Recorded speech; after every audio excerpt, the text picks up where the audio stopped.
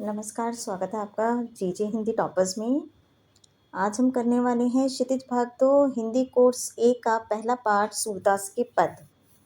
सूरदास के पद जो कविता है, इसमें 4 पद दिए गए हैं जो सूरदास द्वारा रचित है। इनकी भाषा ब्रज भाषा है। ये गेय शैली में लिखे गए हैं। गेय शैली का अर्थ होता है वे गीत जिन्हें हम गीत की तरह गा भी सकते हैं। इनमें संगीतात्मकता का गुण है। देखिए, जो चीज़ गाई जाएगी उसमें संगीत तो होगा ही होगा। यानी गेय शैली के पद वे होते हैं जिन्हें संगीत के साथ गाया जा सकता है। और ये पद जो हैं सूरदास द्वारा रचित एक ग्रंथ है सुरसागर। उसमें एक अध्याय है भ्रमर गीत, उसमें से लिया गया है। भ्रमर गीत में क्या है? भ्रमर गीत में ये है कि कृष्ण जब मथुरा चले जाते हैं, कंस का वध करने के बाद वे मथुरा चले जाते हैं, मथुरा के राजा बन जाते हैं। तो जाते समय वे जो हैं गोपियों से कहकर जाते हैं कि वे उनसे मिलने अवश्य आएंगे। पर जब वे राजा बन गए, मथुरा चले गए, तो बहुत जो है व्यस्त हो गए और वापस कभी मथुरा में गोपियों से मिलने नहीं जा पाए। तो उन्हें इस बात का ज्ञान था कि गोपियाँ जो हैं उनके विरह में, विरह का मतलब होता है बिछड़ना, उनसे बिछड़ कर जो है बहुत दुखी हो रही हैं, रात दिन उनको याद करती हैं। तो कृष्ण का एक श्री कृष्ण का एक आप कह लीजिए सलाहकार या एक दोस्त थे जिनका नाम था उद्धव। उद्धव जो है बहुत ही ज्ञानी पुरुष थे, विद्वान पुरुष थे, लेकिन वे प्रेम के स्वरूप से अनजान थे। भक्ति के, ईश्वर की भक्ति क्या होती है, भक्ति प्रेम क्या होता है, इसका उन्हें ज्ञान नहीं था। और वे जो है लेकिन ज्ञान की बातें बहुत करते थे, ज्ञान की, योग की, मोक्ष की, इस तरह की बातें करते थे। अब कृष्ण जो है उन्हें जो है कई बार समझाते रहते थे कि प्रेम का स्वरूप इस तरह से होता है, लेकिन उद्धव जो है उन्हें इस बात पर ज्ञान की बातें करता था। अब कृष्ण जो है बहुत ही समझदार व्यक्ति थे, व्यक्ति क्या कहूँ, ईश्वर थे, वो समझदार थे। वे जानते थे इस व्यक्ति को किस तरह से समझाना है। और उन्हें गोपियों का भी पता था कि गोपियाँ उनसे किस तरह प्रेम करती हैं। गोपियों का प्रेम अनन्य प्रेम है। अनन्य प्रेम मतलब ईश्वर के प्रति ऐसा प्रेम जो कभी समाप्त नहीं होता। इसमें भक्ति भी होती है, इसमें प्रेम भी होता है। लेकिन उद्धव जो है प्रेम के स्वरूप से अनजान थे। तो उन्होंने जो है, कृष्ण ने उद्धव से कहा कि आप जो हैं गोपियों के पास जाइए, गोपियाँ जो है मेरी प्रतीक्षा कर रही हैं, वे चाहती हैं कि मैं उनसे मिलने आऊँ क्योंकि वे मुझसे बहुत प्रेम करती हैं। तो आप जाइए और जाकर जो है उन्हें समझाइए, उन्हें जो है योग का संदेश, योग क्रियाएं करना जिनसे मन को शांति मिलती है, योग का संदेश दीजिए, ज्ञान का संदेश दीजिए, उन्हें समझाइए। तो इस तरह वो उद्धव को गोपियों के पास भेजते हैं। ये है पूरी कहानी। अब जब उद्धव वहाँ पर जाते हैं और गोपियों को योग का संदेश, ज्ञान का संदेश देते हैं, तो गोपियाँ किस तरह प्रतिक्रिया करती है, ठीक है, यही इन पदों में बताया गया है। इन पदों में उद्धव और गोपियों का संवाद है। और यहाँ पर क्या होता है, गोपियाँ जो हैं उद्धव से स्पष्ट बात नहीं कहती। वे जब बात कर रही होती हैं उद्धव से, तभी वहाँ पर एक भंवरा आ जाता है। भंवरा होता है जो फूलों पर मंडराता है। तो गोपियाँ जो हैं भंवरे से बात करती हैं, लेकिन वो कह उद्धव को रही होती हैं। यानी कि वो अस्पष्ट रूप से बातें उद्धव को सुना रही होती हैं।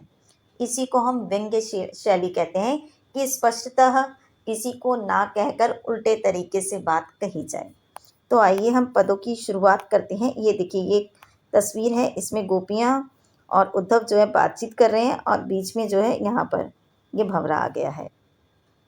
ये भंवरे के माध्यम से उद्धव से बात करती हैं। तो पहला जो हमारा पद है वह है, ओधो तुम्हो अति बड़भागी, अपरस रहत सनेह तगाते, नाहि मन अनुरागी। मैं यहाँ पूरा पद पढ़ने वाली नहीं हूँ, नहीं तो वीडियो बहुत लंबा हो जाएगा। देखिए, पहली लाइन में अति का मतलब होता है बहुत, ठीक है। बड़भागी का मतलब होता है किस्मत वाला, भाग्य वाला, भाग्यवान जिसे हम कहते हैं। यहाँ पे गोपियाँ जो है उधो यानी उद्धव को कहती हैं कि हे उद्धव, तुम तो जो है बहुत ही बड़भागी हो। बड़भागी यानी बहुत ही किस्मत वाले हो। ऐसा क्यों कहती हैं वो उसे? देखिए, अपरस रहत स्नेह तगाते। अपरस रहत, अपरस का मतलब होता है अछूता यानी कि डूबा हुआ ना हो, अछूता हो। स्नेह का अर्थ होता है प्यार, तगा मतलब धागा, ठीक है। नाहिन का मतलब ना, मन तो हमें पता है, अनुरागी का मतलब प्रेमी। यानी इस पंक्ति का जो अर्थ है वह है कि भाई उद्धव तुम तो बहुत ही भाग्यवान हो, किस्मत वाले हो, तुम तो प्रेम के धागे में बंधे ही नहीं, तुम प्रेम के बंधन से हमेशा अछूते रहे हो, तुम्हारा जो मन है कभी प्रेमी बना ही नहीं, वो प्रेम के बंधन से हमेशा अछूता ही रहा है। यानी प्रेम का बंधन जो है तुम्हें कभी छू ही नहीं पाया, इसलिए तुम तो जो है बहुत ही बड़भागी हो, बहुत ही किस्मत वाले हो, क्योंकि तुम्हें प्रेम की पीड़ा से गुजरना ही नहीं पड़ा है। अब आगे वो अपनी इस बात को सिद्ध करने के लिए अब उदाहरण देती हैं अगली पंक्तियों में। पुरइनी पात, पुरइन बोलते हैं कमल को और पात बोलते हैं पत्ते को, यानी कि कमल का पत्ता, ठीक है। देखिए, पुरइनी पात रहत जल भीतर, जिस प्रकार कमल का जो पत्ता होता है ना वो जल के भीतर रहता है। फिर तारस तारस देह न दागी, देह मतलब बॉडी होती है, शरीर, और दागी का मतलब दाग, धब्बा। जिस प्रकार कमल का पत्ता पानी के भीतर रहता है लेकिन फिर भी उस पर पानी का एक धब्बा भी नहीं पड़ता, एक दाग भी नहीं पड़ता, तुम भी बिल्कुल उसी तरह हो। आगे दूसरा उदाहरण देखेंगे। ज्यों जल माहा तेल की गागरी, गागरी मतलब पॉट, जिस तरह से तेल से भरी गागर को जल के भीतर रख दिया जाए फिर भी उस पर जो है देखो बूंद ना ताकी लागी, जिस प्रकार तेल से भरी गागर को जल के भीतर रख दिया जाए और उस पर जल की एक बूंद भी नहीं टिक पाती, ठीक है। तेल से भरा हुआ जो है मटका है या गागर है, उसे जल के भीतर रख दिया जाए तो जल उस पर नहीं टिक पाता।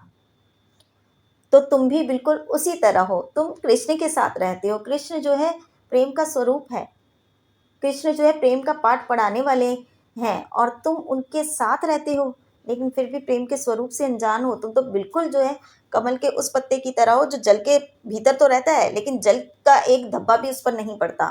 तुम तो बिल्कुल जो है उस तेल की गागर के समान हो, जल के भीतर तो रहती है लेकिन जल की एक बूंद भी उस पर नहीं टिक पाती।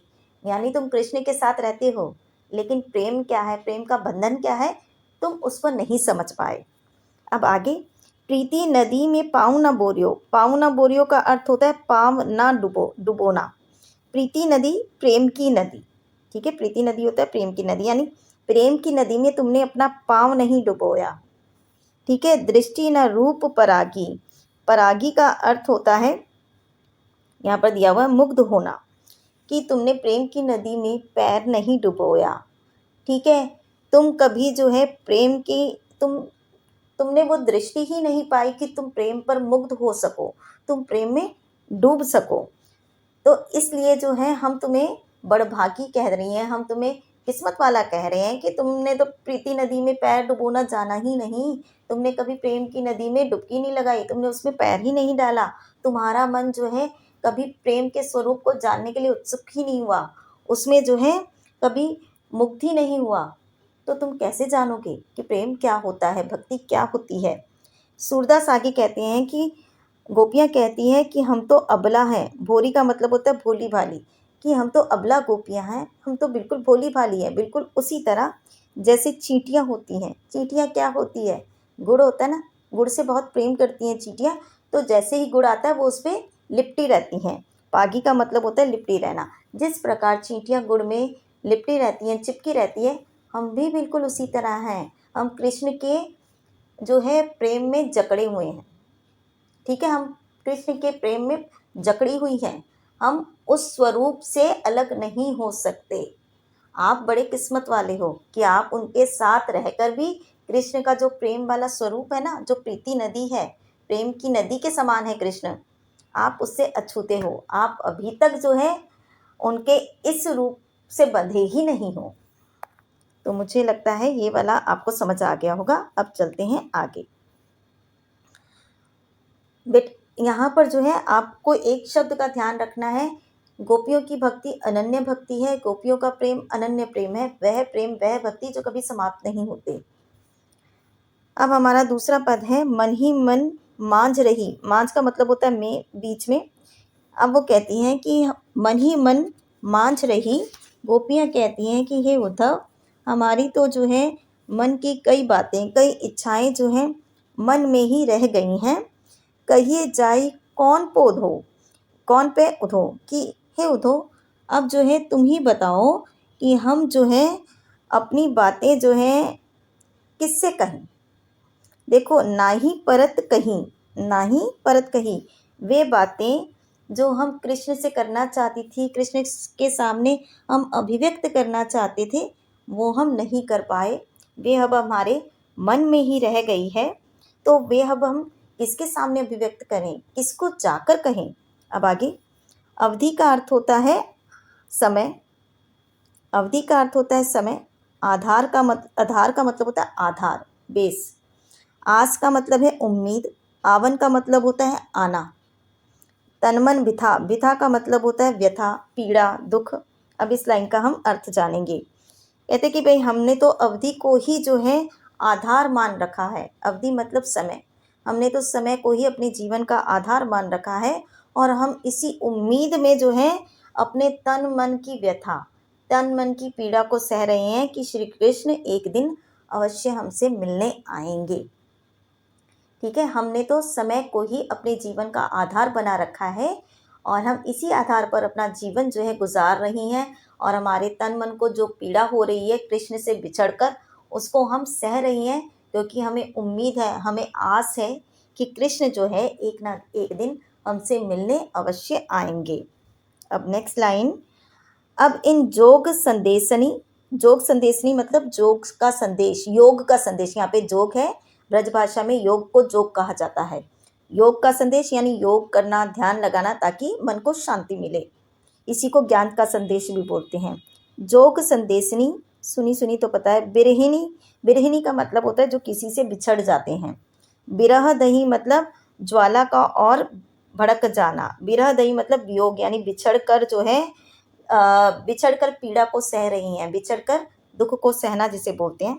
देखो भाई, हम तो अपने तन मन की व्यथा को सह रहे थे, पीड़ा को सह रहे थे, पर अब तुम ये योग संदेश जो हमारे लेकर आए हो, ये जो योग संदेश हमारे लिए लेकर आए हो ना, इसे सुनकर, एक तो हम पहले ही श्री कृष्ण से बिछड़े हुए थे, तुम्हारा ये योग संदेश सुनकर तो हमारे जो बिछड़ने की अग्नि है, जो आग है ना, वो और भड़क गई है, यानी हमारा दुख जो है और बढ़ गया है। अब आगे, चाहती हुती गुहारी जिथी उत्ते धार बही। धार मतलब धारा, गुहारी मतलब पुकारना। अब देखिए इस पंक्ति का अर्थ क्या है। अब गोपियाँ कहती हैं कि हम तो जो है जिस ओर से पुकार करना चाहते थे, यानी कृष्ण को जिस ओर से हम बुलाना चाहते थे, उस ओर से क्या आया है हमारे लिए, योग संदेश की धारा आई है। यानी हम तो उस ओर कृष्ण को बुला रहे थे कि कृष्ण हमसे मिलने आएंगे, है ना, अब हमारी रक्षा के लिए कि भाई हमारी जो है इस दुख से रक्षा कीजिए, इस वेदना से, हम आपसे बिछड़कर जो है बहुत ही दुखी हैं, तो आप हमसे मिलने आइए और हमारी रक्षा कीजिए। हम तो उस ओर ये पुकार कर रहे थे और उसी ओर से तुम जो है योग का संदेश लेकर आ गए हो कृष्ण की तरफ से। तो सूरदास कहते हैं, गोपियाँ कहती हैं कि कृष्ण में अब मर्यादा न रही, यानी मर्यादा नहीं रही है, कि श्री कृष्ण ने प्रेम की मर्यादा को तोड़ दिया है, उनमें अब वह पहले वाली मर्यादा नहीं रही है। तो अब जो है हम क्यों धीर धरही का मतलब होता है धीरज धारण करें, कि जब कृष्ण में ही मर्यादा नहीं रही तो हम क्यों धीरज धारण करें, हम भी धीरज धारण नहीं करेंगे, हम आपका ये योग का संदेश नहीं अपनाएंगे। अब आगे तीसरा पद। अब तीसरे पद में देखिए, ये ध्यान देने वाली है। यहाँ पे देखो, हारिल की लकड़ी, लकड़ी माने लकड़ी। अब हारिल कौन है, हारिल एक तरह का पक्षी है, एक तरह का बर्ड है जो हर समय अपने पंजों में एक लकड़ी को पकड़े रहता है, यह उसकी खासियत है। याद रखिए, हारिल पक्षी मर जाएगा पर उस लकड़ी को नहीं छोड़ेगा। तो यहाँ पर गोपियों ने खुद को तो हारिल पक्षी कहा है और कृष्ण को लकड़ी कहा है। ठीक है, अब वो देखो क्या कहती है, हमारे हरि माने हमारे कृष्ण तो हारिल की लकड़ी हैं, यानी कि हम जो है हारिल पक्षी हैं और हमारे कृष्ण जो है हारिल पक्षी की लकड़ी है। यह दृढ़ करी पकड़ी, और हमने जो है कृष्ण रूपी लकड़ी को दृढ़ता से यानी जकड़ कर पकड़ के रखा हुआ है। कैसे, अपने मन में, अपने क्रम यानी अपने कर्म में, कामों में वचन नहीं है, ये वचन है। ठीक है, वचन यानी अपनी बातों में, हमने अपने मन में, अपने कर्म में, अपने वचन में नंद नंदन नंद बाबा के पुत्र को अपने हृदय में, उर का मतलब होता है हृदय। देखिए, हमने अपने मन में, अपने कर्म में, अपने वचनों में नंद बाबा के नंदन यानी नंद बाबा के पुत्र श्री कृष्ण को अपने हृदय में दृढ़ता से पकड़ कर रखा है, जकड़े रखा है, जैसे हारिल पक्षी लकड़ी को जकड़े रखता है। तो कृष्ण हमारी जो है हारिल की लकड़ी है, हम उनके बिना नहीं रह पाएंगे, हम जो है उनसे अपना प्रेम का बंधन नहीं तोड़ पाएंगे। अब आगे, जागत माने जागते, सोते, सपने में, दिन में, रात में। निसी माने रात। देखिए, जागते, सोते, सपने में, दिन में, रात में, कान्हा कान्हा जकरी, जकरी माना जपना। हम बस कान्हा कान्हा ही जपते रहते हैं, हम बस कृष्ण कृष्ण की ही रट लगाए रहते हैं, उन्हीं का नाम जपते हैं। पर सुनत जोग लागत है ऐसो ज्यों करुई ककरी, करुई ककरी मतलब कड़वी ककड़ी। पर अब जो तुम ये योग का संदेश लेकर आए हो ना, ये तो हमें सुनने में एक कड़वी ककड़ी के जैसा लग रहा है। कि जो योग संदेश तुम लाए हो ना, ये सुनने में एक कड़वी ककड़ी के जैसा है।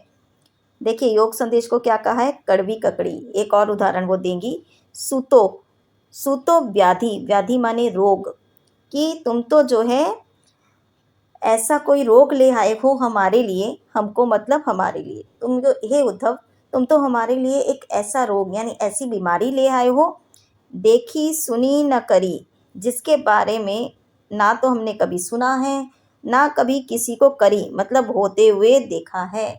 कि ये तो ऐसा तुम योग संदेश जो है ना, सुनने में कड़वी ककड़ी के समान है, ये तो ऐसा रोग लग रहा है, तुम हमारे लिए कोई ऐसी बीमारी, ऐसा रोग ले आए हो जिसके बारे में हमने पहले कभी नहीं सुना, ना ही किसी को ये रोग होते हुए देखा है, तो हम इसको कैसे अपना लें। आगे सूरदास कहते हैं कि गोपियाँ कहती हैं, उद्धव तुम अपना ये योग का संदेश तिन्हीं ले सौंपो, तिन्हीं ले सौंपो मतलब उन्हीं लोगों को जाकर दो, उन्हीं लोगों को सौंपो जिनके मन चक्री, चक्री मतलब ऐसे, जिनके मन स्थिर नहीं है, जिनके मन एक ही जगह पर टिके हुए नहीं है, जिनका मन हमेशा चंचल रहता है, जिनका मन एक चंचल रहता है मतलब एक जगह पर टिकता नहीं है। हमारा मन तो कृष्ण में टिका हुआ है, हमारे मन में केवल कृष्ण है, हमारा मन एकदम बिल्कुल स्थिर है कृष्ण की भक्ति में, कृष्ण के प्रेम में हम एक निष्ठ हैं। तो तुम अपना ये योग का संदेश उनको दो जिनके मन चक्री के समान चंचल है, जिनके मन में कुछ भी टिकता नहीं है, वो एक की जगह दूसरे पर, दूसरे से तीसरे पर जाते रहते हैं। तो ये अपना योग का संदेश ले जाकर उनको दो, हमें मत दो। हम तो कृष्ण की भक्ति में पूरी तरह से लीन हैं, उन्हीं से प्रेम करती हैं, और हमारे मन में उनकी जगह पर तुम्हारा ये योग का संदेश नहीं आ सकता। यानी कृष्ण के प्रेम का स्थान जो है, तुम्हारा ये योग का संदेश नहीं ले पाएगा। आगे अब है हमारा आखिरी पद, इसको ध्यान से देना है। देखिए, अब यहाँ पर योग का संदेश सुनकर गोपियाँ परेशान हो गई हैं और वे उद्धव से अब क्या कहती हैं, ये देखिए। हरि है राजनीति पड़ी आए, राजनीति, राजनीति पॉलिटिक्स। देखिए, पॉलिटिक्स या राजनीति में क्या होता है, इसमें उल्टे काम होते हैं, जो बोला जाता है वो किया नहीं जाता, और जो किया जाता है वो बोला नहीं जाता। यही कृष्ण ने गोपियों के साथ कर दिया। उन्होंने गोपियों से कहा था कि वे जो हैं कृष्ण से मिलने अवश्य आएंगे, लेकिन वो आए नहीं। ठीक है, उन्होंने गोपियों को ये नहीं कहा था कि मैं नहीं आऊँगा और तुम्हारे लिए योग का संदेश भेज दूंगा, ज्ञान का संदेश भेज दूंगा, ये बोला नहीं था, लेकिन उद्धव के द्वारा योग का संदेश भेज दिया। यानी जो बोला वो किया नहीं, और जो किया वो बताया नहीं, यही राजनीति होती है। अब देखिए आगे, हरि है राजनीति पड़ी आए। हरि है, हरि का मतलब है कृष्ण। गोपियाँ कहते हैं कृष्ण ने तो अब राजनीति पढ़ ली है, कि वो अब मथुरा के राजा बन गए हैं और उन्होंने राजनीति पढ़ ली है। समूची बात कहत मधुकर के, मधुकर का मतलब होता है भंवरा, भंवर। ठीक है, अब वो कहती हैं, हे मधुकर, हम तुम्हारी बात को समझ गए हैं। देखो, सीधा उद्धव को नहीं कह रही हैं, भंवरे को कह रही हैं, लेकिन सुना वो उद्धव को रही हैं कि हे मधुकर, तुम जो बात कह रहे हो ना, हम तो समझ गए, समाचार सब पाए, कि तुम जो समाचार देने आए हो ना, हम सब समझ गए हैं। यानी तुम जो संदेश हमारे लिए लेके आए हो ना, जो समाचार लेके आए हो, जो सूचना लेकर आए हो, वो हम समझ गए हैं।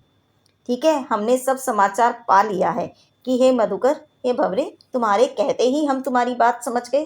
तुम जो समाचार लाए हो वो हम समझ गए हैं। अब क्या समाचार, अब वो क्या कहती हैं देखिए। एक अति चतुर होते पहले ही अब गुरु ग्रंथ पढ़ाए। कि एक तो श्री कृष्ण जो है पहले ही बहुत चतुर थे, बहुत ही चालाक थे। अब तो गुरु ग्रंथ पढ़ाए, अब तो उन्होंने और भी गुरु ग्रंथ पढ़ लिए हैं। गुरु ग्रंथ यानी राजनीति के ग्रंथ पढ़ लिए हैं। कि कृष्ण एक तो पहले ही बहुत चतुर चालाक थे, अब तो वो ग्रंथ उन्होंने गुरु ग्रंथ पढ़ लिया, अब वो और भी ज़्यादा चतुर हो गए हैं। बड़ी बुद्धि जानी जो उनकी, बड़ी माने बढ़ना, अब तो उनकी बुद्धि और बढ़ गई है। कि पहले तो वो बुद्धिमान थे, उनकी बुद्धि अब और बढ़ गई है, हम तो मान गए उनकी बुद्धि को। जोग संदेश पठाए, जो उन्होंने हमारे लिए योग का संदेश भेजा है। देखिए, हम कृष्ण ने राजनीति पढ़ ली है। ठीक है, हे मधुकर, तुम्हारे कहते ही हमने वो बात समझ ली, और जो तुम समाचार लाए थे वो हमने समझ लिया कि एक तो जो है कृष्ण पहले ही बहुत चतुर थे, अब तो गुरु ग्रंथ पढ़कर वो और भी ज़्यादा चतुर हो गए हैं, और उनकी बुद्धि जो है बहुत बढ़ गई है। हम तो उनकी बुद्धि को मान गए कि उन्होंने हमारे लिए योग का संदेश भेज दिया है। अब देखिए, उधो भले लोग आगे के, परहित, परहित का पर माने दूसरे, हित माने कल्याण, भला। डोलत धाये, देखो अब वो कहती हैं उद्धव, भले लोग आगे के, कि पहले के जो भले लोग होते थे ना, वो परहित, दूसरों के कल्याण के लिए घूमते फिरते थे। कि पहले क्या होता था, जो भले लोग थे वो दूसरों के कल्याण के बारे में सोचते थे, उनके कल्याण के लिए वो पूरा पूरा दिन यहाँ वहाँ घूमते रहते थे। अब अपने मन, ठीक है, लेकिन अब ऐसा नहीं रहा। अब जो है कृष्ण भी पहले ऐसा ही व्यवहार करते थे। वो पहले बहुत भले थे, दूसरों का कल्याण करते फिरते थे, पर अब ऐसा नहीं है। अब तो वे बहुत चतुर चालाक हो गए हैं, अब वो बहुत ज़्यादा ही बुद्धिमान हो गए हैं। अब वो आगे क्या कहती हैं, अब अपने मन फेर पाइए, चलज्जू होते चुराए। श्री कृष्ण जाते समय, ठीक है, मथुरा जाते समय हमारा मन जो अपने साथ चुरा कर ले गए थे, अब हम उन्हें फिर से पाने की कोशिश करेंगे। देखिए, चलतू जो होते चुराए, श्री कृष्ण जाते समय हमारा जो मन अपने साथ चुरा कर ले गए थे, अब हम अपने मन को फिर पाने की कोशिश करेंगे। ठीक है, ते क्यों अनीति करे आपुन, जे और अनीति छुड़ाए। पहले इस लाइन का अर्थ जानेंगे कि कृष्ण जो है वे थे जो पहले जो है दूसरों को अनीति, अनीति यानी अन्याय से छुड़वाते थे। यानी दूसरों पर जब अन्याय होता था तो वे जाकर उनको न्याय दिलवाते थे, और अब वे ही कृष्ण हैं जो हम पर अन्याय कर रहे हैं। आपुन यानी वे हम पर अन्याय क्यों कर रहे हैं। ठीक है, कृष्ण वे थे जो दूसरों के कल्याण के लिए घूमा फिर सारा सारा दिन घूमते रहते थे, फिरते रहते थे, जहाँ दूसरों का कल्याण करते थे। कहीं किसी पर अन्याय होता था तो अनीति होती थी या अन्याय होता था तो वहाँ पर न्याय का साथ देते थे। अब वही कृष्ण हैं जो हम पर अन्याय कर रहे हैं। वे हम पर अन्याय क्यों कर रहे हैं, अनीति क्यों कर रहे हैं। नीति तो यही कहती है कि उन्होंने जो बात कही थी वे उसको पूरा करें। उन्हें खुद आना चाहिए था हमसे मिलने। उन्होंने उद्धव को भेजकर हमें योग संदेश क्यों भिजवाया, ज्ञान का संदेश क्यों भिजवाया, वो हमें समझ में नहीं आ रहा, क्योंकि हम तो भोली भाली हैं, हमें ये योग की और ज्ञान की बातें समझ नहीं आती। अब आगे वो कृष्ण को राजा का धर्म याद दिलाने की कोशिश करती हैं उद्धव के माध्यम से। वे कहती हैं कि हे उद्धव, राजधर्म तो यह है, सुर कहते हैं, गोपियाँ कहती हैं कि राजधर्म क्या होता है। राजधर्म तो ये होता है कि प्रजा न जाहि सताए, कि राजा कभी भी अपनी प्रजा को ना सताए, अपनी प्रजा को किसी भी तरह का कष्ट ना दे। कृष्ण राजा बन गए हैं तो उन्हें राजधर्म का पालन करना चाहिए, और हम गोपियाँ उनकी प्रजा के समान हैं, तो वे हमें दुख क्यों पहुंचा रहे हैं। ये योग का संदेश जो उन्होंने भेजा है ना, इससे हमारा दुख जो है और बढ़ गया है। हम पहले ही दुखी थी, योग का संदेश जो है हमारे लिए कड़वी ककड़ी है, एक रोग के समान है। यानी कि आप हमें योग का संदेश दे रहे हो तो उसके साथ साथ कहीं ना कहीं हमें ये संकेत मिल रहा है कि कृष्ण जो है अब हमसे मिलने नहीं आएंगे, कृष्ण हमारे साथ अन्याय कर रहे हैं। जबकि राजा का धर्म ये कहता है कि वो अपनी प्रजा को ना सताए, उनके दुखों का निवारण करे, लेकिन कृष्ण ऐसा नहीं कर रहे हैं। तो मुझे उम्मीद है कि आपको ये चारों पद समझ आ गए होंगे। मैं जल्दी ही इनका जो है एक शॉर्ट वीडियो जिसमें हर एक पद का समरी होगी, सार होगा, वो लेकर आऊँगी। यदि आपको ये वीडियो अच्छा लगा है तो वीडियो को शेयर कीजिए, लाइक कीजिए, कमेंट कीजिए और कृपया करके हिंदी टॉपर्स को जल्दी-जल्दी सब्सक्राइब कर लीजिए।